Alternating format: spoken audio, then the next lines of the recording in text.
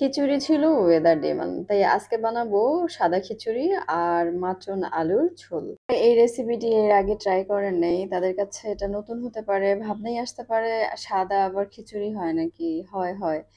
তো যারা বানান নাই কখনো, আশা করি আজকের ভিডিও তাদের জন্য হেল্পফুল হবে, চাইলে একবার ট্রাইও করে দেখতে পারেন। তো আসসালামু আলাইকুম গাইস, কেমন আছেন সবাই? আর দেশ বিদেশে যে যেখান থেকে আমার এই ভিডিও দেখছেন সবাইকে আজকের ভিডিওতে স্বাগত জানাই। আশা করি পুরো ভিডিও জুড়ে আমার পাশেই থাকবেন।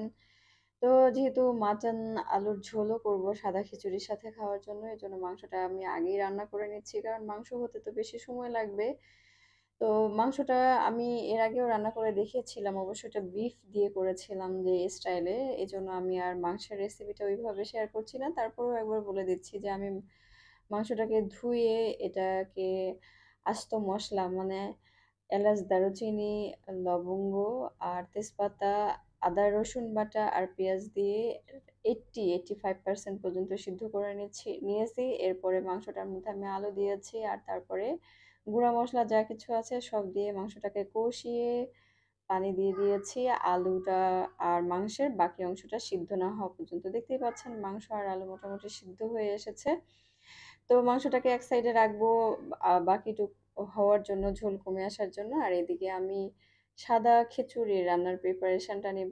এজন্য আমি মুগ ডালটাকে নিয়ে নিয়েছি, আর মুগ ডালটাকে অবশ্যই ভেজে নিতে হবে, আর এটা ঘ্রাণ না বের হয়ে আসা পর্যন্ত ভাজতে হবে। তো আমার ডাল ভাজা হয়ে গিয়েছে, আর এটা আমি চালের সাথে মিশিয়ে নিচ্ছি। এখানে 1 পট চাল আর 1/2 পট মসুর ডাল আর 1/2 পট মুগ ডাল আছে, এই অনুপাতে আমি চাল ডালের মিশ্রণটা নিয়েছি। আপনারা চাল যতখানি নেবেন তার হাফ হাফ করে 2 ধরনের ডাল নিতে হবে এই সাদা খিচুড়িটা রান্না করার জন্য। এটার মধ্যে কিন্তু অবশ্যই মুগ ডাল দিতে হবে, তাহলেই এই খিচুড়িটা খেতে আর দেখতে 2 অবস্থাতেই সুন্দর হবে। তো আমি দেখতেই পাচ্ছেন যে ডাল আমি ভিজিয়ে নিয়েছি, আর এটাকে 10 মিনিট ভিজিয়ে রেখেছিলাম, পানি ঝরিয়ে নিয়েছিলাম তারপরে। এরপর চুলায় আমি একটা পাতিল বসিয়ে দিয়েছি, এখানে পরিমাণ মতো তেল দিয়ে সেখানে তেজপাতা, দারুচিনি, এলাচ আর লবঙ্গ দিয়ে দিয়েছি। তারপরে পেঁয়াজ কুচি দিলাম, পেঁয়াজ কুচি আর মশলা একসঙ্গে আমি ভেজে নিব। কিছুটা সময় ভাজবো, মানে এটা ব্রাউনিশ বা অন্যরকম কালার করার দরকার হবে না, একটুখানি নরম হয়ে আসা পর্যন্ত ভাজবো। আর এখানে আমি বড় চামচের 2 চামচ সমান ঘি দিয়ে নিলাম। এই জন্য আমি কিন্তু শুরুতে তেল কম দিয়েছিলাম, কারণ আমি ঘি অনেকটা বেশিই দিব।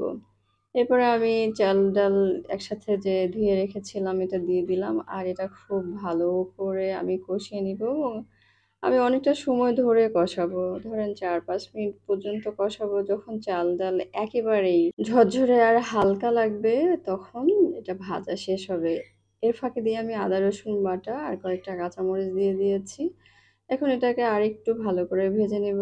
আর এদিকে দেখেন বাইরে একদম আকাশ অন্ধকার করে ফেলেছে, আর ঝুমঝুম করে বৃষ্টি হচ্ছে। কি সুন্দর লাগছে বাইরের পরিবেশটা। তো আমার চাল ভালো করে ভাজা হয়ে গিয়েছে, আর এখানে আমি পরিমাণ মতো পানি দিয়ে নিচ্ছি।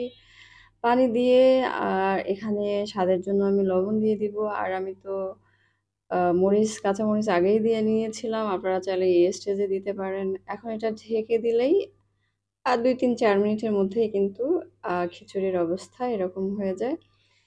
এই স্টেজে খিচুড়িটাকে একটু নাড়াচাড়া করে চারদিক থেকে গুছিয়ে নিয়ে এটাকে দমে দিয়ে দিব। বেশিক্ষণ লাগবে না। ধরেন অন এন এভারেজে ৩-৪ মিনিট দমে রাখলে এটা হয়ে যাবে। অলমোস্ট হয়েও এসেছে। তো এই দেখেন আমার খিচুড়ির ফাইনাল লুক। আর এটা হচ্ছে, এটাকেই বলে সাদা খিচুড়ি। কেমন হয়েছে? আপনারা অবশ্যই কমেন্টস করে জানাবেন। আর যেহেতু খিচুড়ি আর মাংস হয়ে গিয়েছে, তাহলে এটা এখন পরিবেশন করার পালা। আর আমি একটা প্লেটে খিচুড়ি নিয়ে নিয়েছি, আর মাংসও সাইড দিয়ে নিয়ে নিয়েছি। তারপর এভাবে সুন্দর করে ডেকোরেশন করে পরিবেশন করেছি। তো এই ছিল আমার আজকের ভিডিও। আশা করি ভিডিও খুব ভালো লেগেছে। আপনারা যারা Facebook থেকে আমার ভিডিও দেখেন তারা অবশ্যই লাইক, কমেন্ট, শেয়ার এবং ফলো করবেন। আর YouTube থেকে যারা দেখেন তারা অবশ্যই সাবস্ক্রাইব করবেন। ধন্যবাদ সবাইকে।